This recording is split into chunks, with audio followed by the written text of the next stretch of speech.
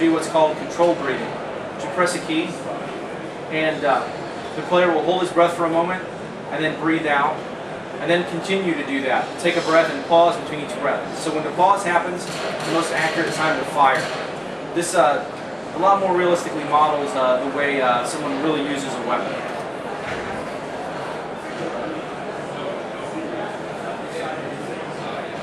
Also new to the new game is the ability to mantle. One of the really highly impressive features people wanted from the first game. Another thing that we're doing, you've probably seen this in a lot of games when you walk up to a wall, first person weapon goes down. We're taking this a step further. Oh. Good shot. Live demo. Yes, live demo.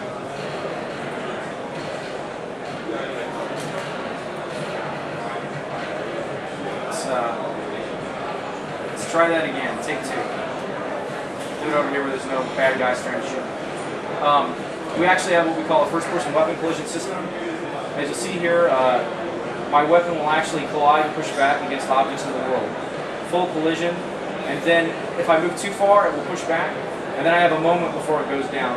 This not only gives you a much better feel that your weapon is an object in the real world, but also prevents the issue that you'll see in a lot of games where you're running around and your weapon's constantly very quickly going up and down. You actually have a moment to figure out that you're colliding before the view goes down, or the weapon goes down.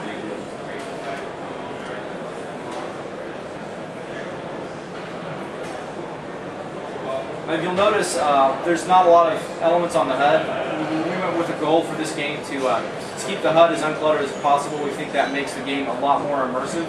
As you'll see, like my stamina indicator here, once my stamina regains, it just disappears. What we call this is our HUD on demand system. You get the information when you want it, when you don't need it, or when you need it, when you don't need it, it just goes away. But there also are times when you just may want to find out, you know, what is my player's health, what is my magazine count, and for that we've created what's called our tactical view. I'll show that here. As you know, in the first game we had this overhead map that showed you where you needed to go and what to do. But one of the problems with that was, especially in a map like this with 3 different levels of a building, if you needed to go to the top floor, you didn't know where to go. Now we have, with our tactical view, an actual icon in the world that appears only when you want it. And as you see, when you press your tactical view, all of your HUD information, your magazine count, etc., appears and fades away or disappears when you don't want it. This prevents the problem you see in a lot of games that have icons in the world like this. If there were enemies here, this icon would be obstructing and distracting me from the fighting. But when I want to have fighting, I just let go of the key, it goes away, and I continue my battle.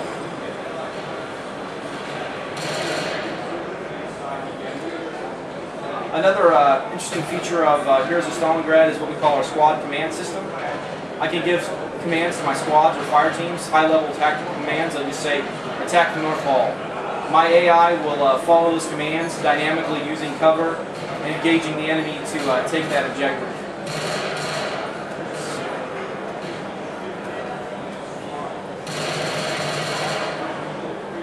And as you'll see in the tactical view, now that I've given the order, that icon's highlighted, showing that they've been ordered to attack that objective.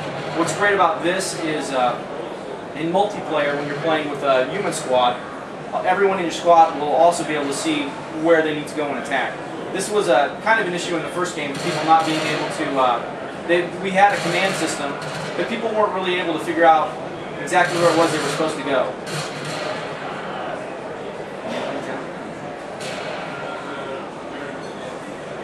We were joking yesterday, I did an entire demo without dying, but today the AI's got one up on me.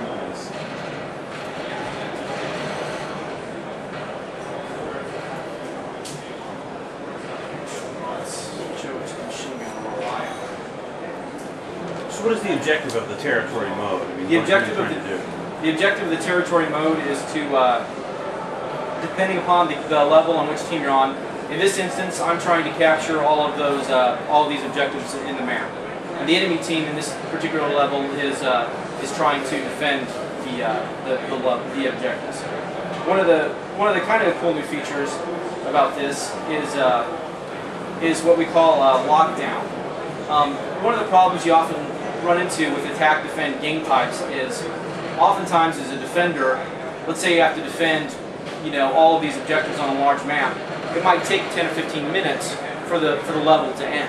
So if you play as a defender really well, you're actually just defending for a very long time. Defending really well will only make you win the level 10 or 15 minutes later. One of the features we've implemented now is called lockdown, which means that each objective, when you're defending, has a timer.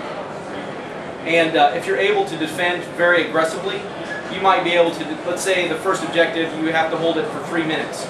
If you're able to defend very aggressively, hold the enemy down, you do what's called locking them down, and the defending team can actually win before the full time limit of the level is up. This solves a gameplay issue that we had a lot in the first game, which is how to make attack-defense gameplay on larger scale real-world maps.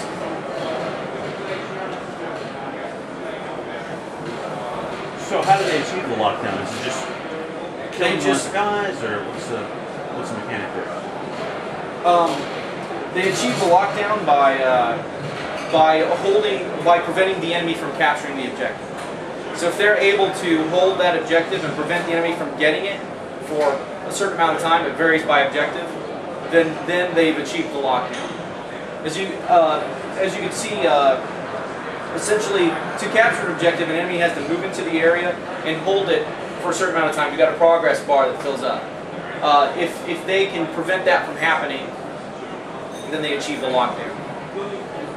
Does that make sense, or am I not being very clear? No, I'm sure you are being very clear. Maybe I just don't understand. So it's kind of like a battlefield thing. You actually have to hold the objective and then wait a few minutes before you capture it. Yeah, essentially, let me see if I can demonstrate this for you.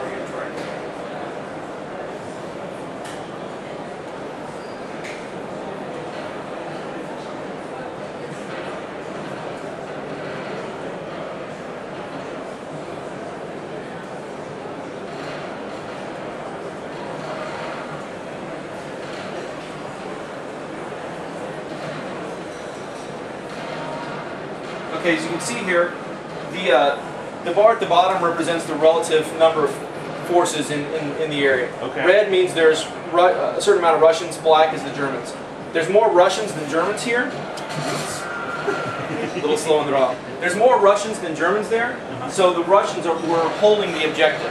But as you can see, we got more Germans now in than Russians, and the Germans start to capture the objective. When the bar hits the end, they've captured it. To perform a lockdown, the enemy team will need to keep their forces in that objective long enough to prevent the enemy team from capturing it for a certain amount of time. Okay.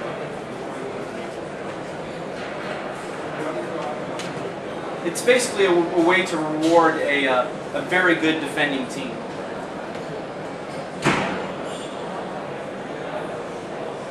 So the defending team is basically trying to capture the objective too, kind of? They're trying to, in some instances, they're just trying to prevent the enemy from capturing them. In other cases, once they've been captured, they can recapture them to hold the enemy off. We kind of have it's kind of a dynamic thing where once you capture 2 objectives in a row, the first one locks. Because what you don't want is what we call the round robin scenario, where guys are just constantly moving back and forth and the battle doesn't have any flow. So if 2 objectives are captured, the first one locks and the battle keeps moving forward. Alright, I'm going to show you a little bit of the machine gun functionality in the new game. We had bipod mounted machine guns in the first game. There was a lot of complaints that they were somewhat difficult to deploy on objects. You kind of had to, it was kind of fiddly. You kind of had to look right at the object, get it just the right angle.